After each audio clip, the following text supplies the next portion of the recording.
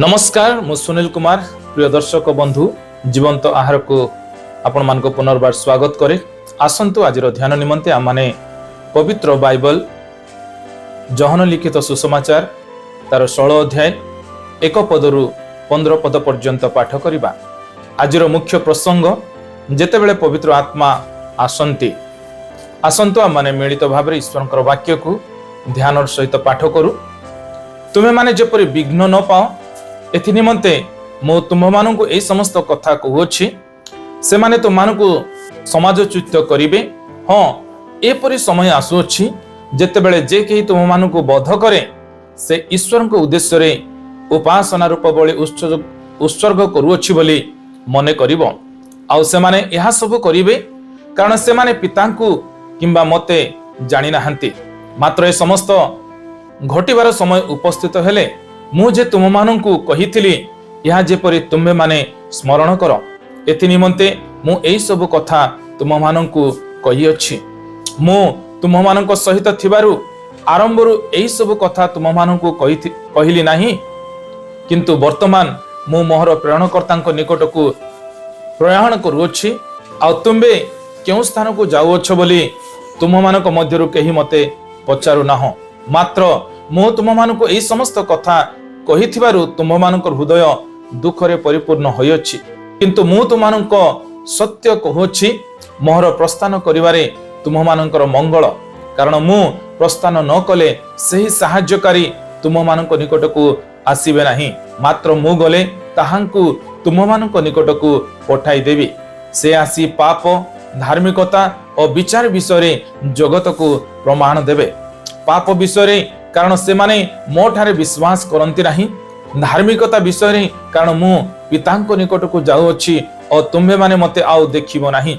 विचार विषय कारण एही जगतर अधिपति विचारित होइछि। मोहर तुम मानको आहुरी अनेक कथा कहिबार अछि, मात्र तुम्हे माने एबे सेही सबु सही पारो नाही। किंतु से अर्थात सत्यमय आत्मा आसिले से पथ देखाई तुम मानको समस्त सत्य रे प्रवेश कराइबे। कारण से आपना ठारू कथा कहिबे नाही, मात्र जहाँ जहाँ सुनिबे से सब कहिबे। पुणी आगामी विषय सब तुम मानू जणाइबे। से मते गौरवान्वित करिवे, कारण से मो विषय घेनी तुम मानू जणाइबे। जहाँ जहाँ पितांकर से सब मोहर एहेतु मु कहिली से मोहर विषय घेनी तुम मानू जणाइबे। पठित शास्त्रांश रे प्रभु आम समस्त को आशीर्वाद करंतु। आसंतु प्रिय माने पठित शास्त्रांश को आम माने बुझिबा निमंते चेष्टा करू। जीशु शिष्य मान को पूर्वरु सतर्क कराई देथिले जे जेतेबेले से माने सत्य घोषणा करिवे जगत से मानकु परमेश्वर सेवा करिवार बहाना रे ताड़ना करिवो। किंतु से मानकु भय करिवा आवश्यक नाही, कारण से मानकु एका छाड़िबे नाही, से पवित्र आत्मा को पठाइबे। पवित्र आत्मा जगतर विकृत विचार को संशोधन करिवे एवं यह प्रकाश करिवे जे यीशु प्रति अविश्वास एक पाप अटे एवं एई जगतर अधिपति पूर्वरु विचारित होई सारी अछि। यहाँ सहित पवित्र आत्मा शिष्य मानकु सत्य रे मार्गदर्शन करिवे, जहा द्वारा से माने ताड़ना मध्य मध्य कंपित न हेबे एवं प्रभु को अधिक गभीर भाव रे बुझी पारिबे। पठित शास्त्रांश रे पवित्र आत्मा किए अटंती ताहा आसु आम माने देखु। पवित्र आत्मा सर्वदा आमको यीशु ख्रीष्टंकर सत्य रे मार्गदर्शन करी कढ़ाई नियंती। जेतेबेले आमी जीवन रे एक नूतन पर्याय रे प्रवेश करू किंबा एक जटिल परिस्थिति रे सम्मुखीन हेउ, सेतेबेले यीशुंक शिक्षा सहित कौन समान ता बुझिबा कष्टकर होई पारे। जेतेबेले या घटे पवित्र आत्मा आमको यीशुंक सत्य सहित कौन समन्वय रखे ताहा सिखांती, ताहांको उद्देश्य को चिन्हट करिवारे आमको सहाय्य करंती एवं यीशुंक महिमा प्रकाश करुथिबा पथ देखाई नियंती। ए शास्त्रांश रे ईश्वर आम मानकु कोन सिखांती? प्रिय बंधुगण माने आसु आम माने ताहा बुझिबा और आमे ताकू शिखिबा निमंते चेष्टा करिबा।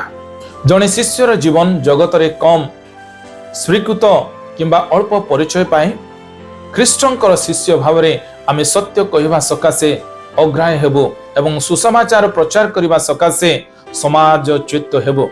आमको पुराणा कालर लोक भाव रे समालोचना करा जीव एवं अयोग्य भाव रे व्यवहार करा जिबार संभावना अछि। किंतु यार अर्थ नुहे जे आमे जगतर अन्याय पथ ଅନୁସରଣ କରିବା ଏବଂ ଏହାର ଅଧାର୍ମିକ ଚିନ୍ତାଧାରା ସହିତ ସମନତ ହେବା ଉଚିତ। ବରଂ ଯେତେ ଅଧିକ ତାଡ଼ନା ହେବ ଆମେ ସେତେ ଅଧିକ ସାହସର ସହିତ ଆହୁରି ଅଧିକ ଦୃଢ଼ତାର ସହିତ ବାକ୍ୟ ଘୋଷଣା କରିବା ଉଚିତ। ତେଣୁ ଆଜିର ଚିନ୍ତାରେ ପ୍ରଭୁ ଆମ ସମସ୍ତଙ୍କୁ ଆଶୀର୍ବାଦ କରନ୍ତୁ। ପୁଣି ପ୍ରତ୍ୟେକ ତାଡ଼ନା କ୍ଷେତ୍ରରେ ମଧ୍ୟ ପ୍ରଭୁ ଆମମାନଙ୍କୁ ସାହସ ଶକ୍ତି ପ୍ରଦାନ କରନ୍ତୁ। ଆସନ୍ତୁ ଆମମାନେ ପ୍ରାର୍ଥନା କରିବା। ପ୍ରେମିକ ସ୍ୱର୍ଗୀୟ ପିତା, ଆମେ ଆଜିର ସୁନ୍ଦର ବାକ୍ୟ ପାଇଁ ଆମେ ଆପଣଙ୍କୁ ଧନ୍ୟବାଦ ଦେଉଛୁ। ପ୍ରଭୁ, ଯଦି ଆମମାନଙ୍କର ଜୀବନରେ ତୁମରି ପଥରେ ଚାଲିବାରେ ନିନ୍ଦା କି ତାଡ଼ନା ଆସୁ, ପ୍ରଭୁ ଆମମାନେ ଯେପରି ଅଧୈର୍ଯ୍ୟ ନ ହୋଇ ତୁମର ବାକ୍ୟ ଉପରେ ଭରସା ରଖି ପ୍ରଭୁ ଯୀଶୁ ବିଶ୍ୱାସ କରି ଆମମାନଙ୍କର ଜୀବନ ଯାପନ କରିପାରିବୁ, ଏଥିପାଇଁ ଆମମାନଙ୍କୁ ଦୟା ପୁଣି ଅନୁଗ୍ରହ କରନ୍ତୁ।